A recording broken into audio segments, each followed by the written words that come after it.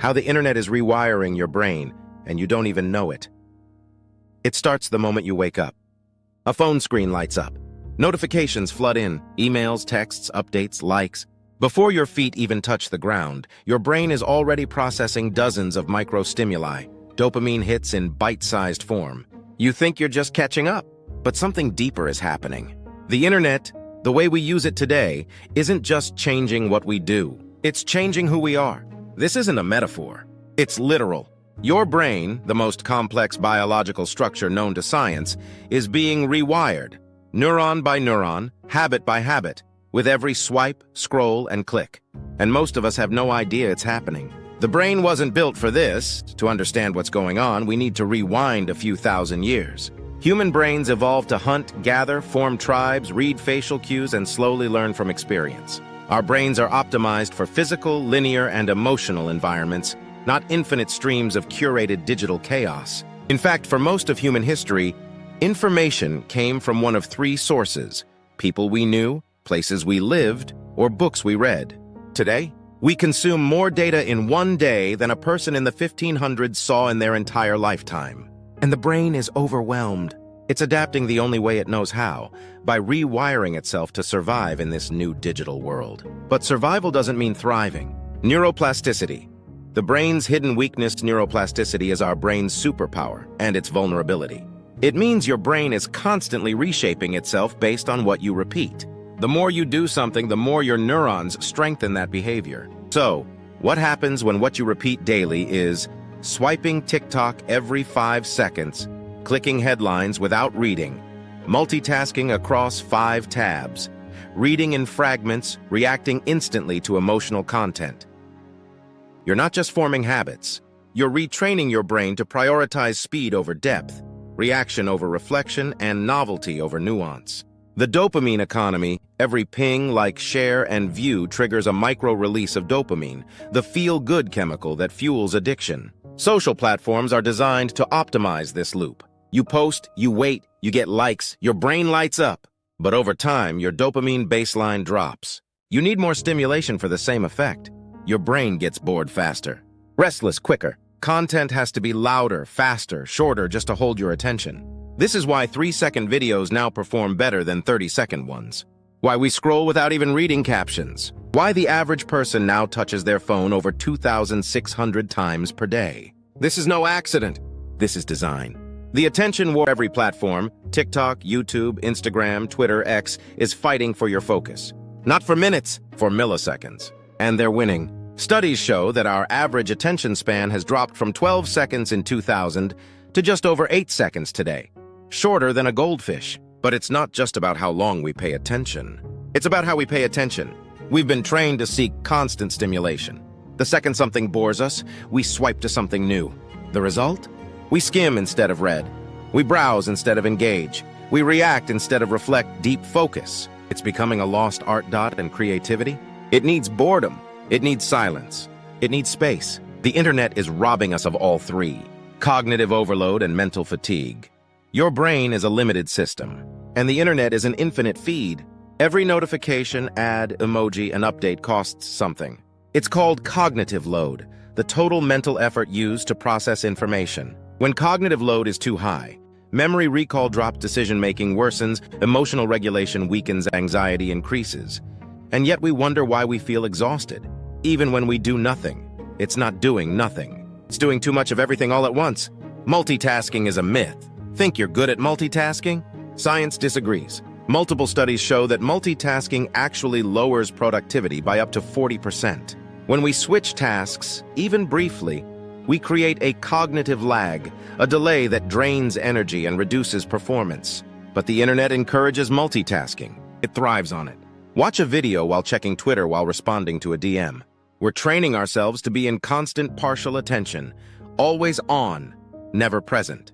This mental fragmentation becomes a habit, and that habit rewires the brain to expect and require distraction. Emotional burnout and empathy collapse. The internet is a fire hose of emotions.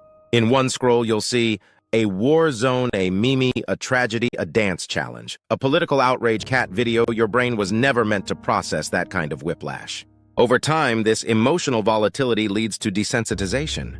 We care less. We scroll past more. We lose empathy. This phenomenon has a name: compassion fatigue. When we're bombarded with pain and outrage non-stop, we start to emotionally numb out, not because we're bad people, but because our brains shut down for self-preservation. The loss of deep thinking.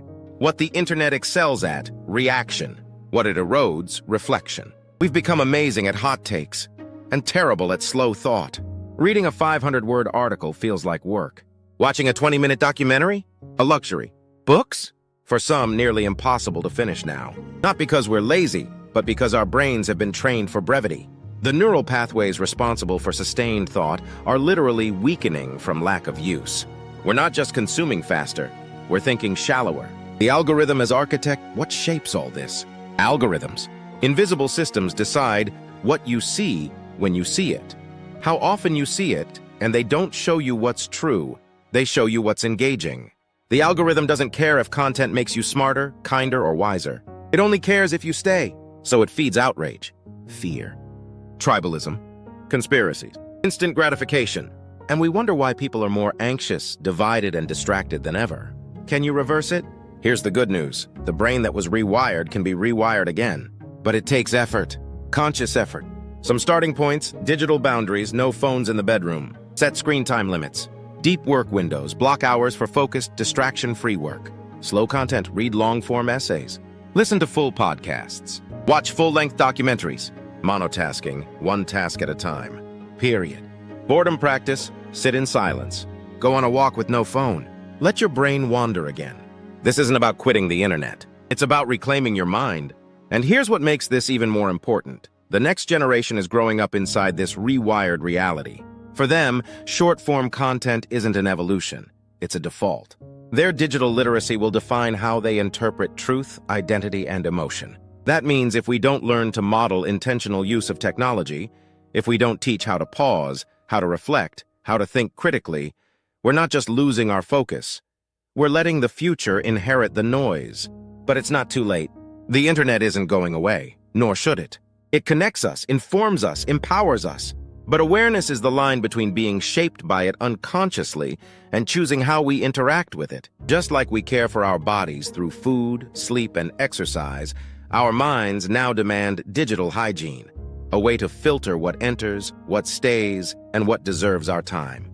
Because at the core of it all, your attention is sacred. It's the foundation of memory, relationships, learning, and joy. Reclaiming it isn't about perfection or disconnection. It's about remembering that your mind was built for more than infinite scrolls. It was built to wander, to wonder, to be present. And sometimes the most radical thing you can do in a distracted world is to pay attention on purpose. The final thought: your brain is being shaped every single day by what you consume, how you consume it, and how often. The internet isn't evil, but it is powerful.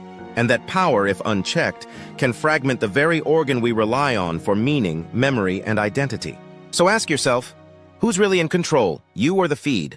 Because while the internet is teaching us to think faster, louder, and shallower, the real challenge now is learning to think deeper, slower, and clearer. Not despite the internet, but because of it. When you choose to pause, to read deeply, to think slowly, to engage with content intentionally, you're not just resisting distraction. You're retraining your brain. You're sending a signal, neuron by neuron, that depth still matters, that reflection still has value, and that you're not just another data point in someone else's algorithm. You're a human being reclaiming the shape of your own mind. Because in the end, the battle isn't against technology. It's against unconsciousness. The internet may have rewired us, but awareness is the antidote. You still have the power to choose what you consume, how you engage, and who you become. And in a world that profits from your distraction, your focus might just be the most revolutionary thing you have.